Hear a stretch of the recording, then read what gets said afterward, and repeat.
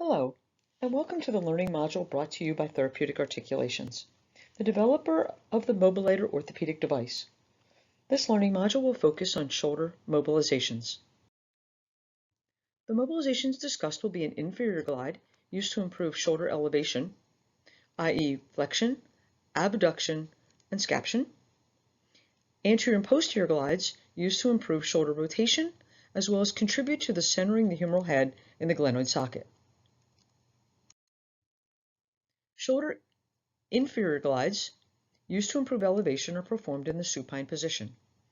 A towel is draped over the medial hand and placed in the patient's axilla.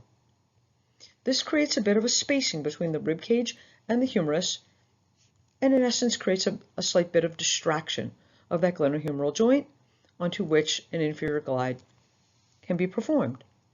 Notice that the clinician's hand, the left hand, the forearm is parallel to the humerus so that the direction of pull is in line with the desired inferior glide. Here's a video demonstrating this technique from the superior aspect, where the humeral head is engulfed in the hand and the glide is performed from a superior direction. This is simply another option, and it's always great to have options when performing therapeutic techniques. This is an image showing an inferior glide using the Mobilator. This is where the blue or HE attachment is donned onto the device to get a custom contour of the device onto the shoulder. Proximal stabilization is achieved while the movement of the humeral head is translated inferiorly with a digital display appearing on the Mobilator device. Here's a video showing the attachment being donned and the device being aligned with the joint line of the glenohumeral joint, and then the mobilization technique being performed. Again, you can see that the device is used exactly the same way that the clinical technique is performed. There's no deviation in the standard techniques that are performed. It's simply the device is being interfaced between the hands of the clinician and the patient. Here's an image showing that digital readout in tenths of a millimeter of motion. With respect to internal and external rotation, the convex humeral head moves on the concave socket, thus rolling and gliding occur in the opposite direction. So rolling posterior and gliding anterior is what you would typically see for external rotation, and rolling anterior gliding posterior is what you would typically see for internal rotation. However, based on the work of Harriman and Newman, there may be a reason why you would want to do a posterior glide for external rotation. And this reason may be that the head of the humerus is not centered in the socket. Hence, it is anteriorly displaced, leaving little room for anterior translation to accompany the external rotation, and hence limiting external rotation. If the humeral head were posteriorly translated, such that the humeral head would be centered more in the socket, more room would be permitted anteriorly to allow for more anterior glide and allow for more external rotation. So that's in theory how the glides can be applied to rotation. If we're looking for to perform a posterior glide, you want to also appreciate that the humerus is not set in a straight sagittal plane. The humerus is set in the plane of the scapula, meaning that if you did a directly posterior glide, you would actually hit the posterior rim of the glenoid socket. So your glide posterior has to be posterior lateral in order to clear that posterior aspect of the socket.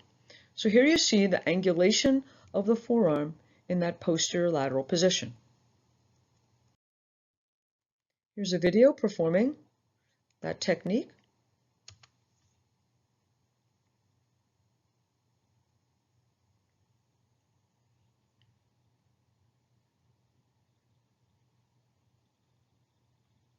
Okay, it's hard to see at this angle, but the clinician's arm is angled posterior lateral.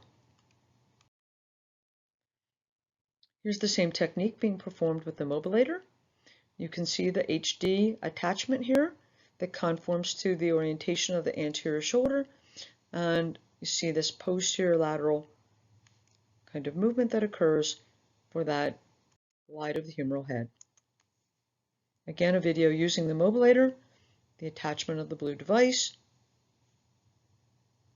assessing the joint line, and then performing that posterior lateral glide.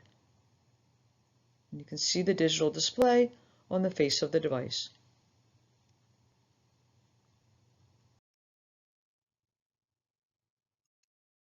Likewise, an anterior glide can be performed of the humeral head, but now we're going to go anterior medial. Anterior glides are also used to improve rotation, and so an anterior glide in prone, in that anterior medial direction, would be used for the glenohumeral joint. Here you see a video. Again, forearm aligned so that you get an anterior as well as a medial glide, and you see this towel roll placed proximally to allow some freedom of movement of that humeral head in the anterior direction. Here's the anterior glide and the position that is aligned for this direction with the Mobilator device. Again, you can see the forearm going anterior medial, which is consistent with the classic technique that we've just described. Again, a video using the device, the blue attachment being donned, joint line assessed, the angled device applies an anterior medial mobilization, and the readout on the device occurs in millimeters of motion. Finally, some sternoclavicular glides. A posterior glide is used to improve horizontal abduction. This is done with what's known as a dummy thumb technique. This can be done with a thumb on the bottom that is positioned on the medial aspect of the clavicle, and either the other hand of the thumb or the hypothenar eminence or the ulnar border of the hand can all be used on top of this dummy thumb to facilitate that posterior glide of the sternoclavicular joint. Here's the video. Again, donning that blue device that's aligned on the sternoclavicular joint. The movement occurs at the medial border of the clavicle, and you can see that translation in the posterior direction. There's just a different angle of that mobilization being performed. If you'd like more information about the use of the Mobilator and the 7 attachments used for 5 joints and 14 movements in the body, please visit Mobilator.com. There are also more learning modules here for you to view. If you have any further questions, don't hesitate to email dawn@mobilator.com. Thank you for watching this learning module.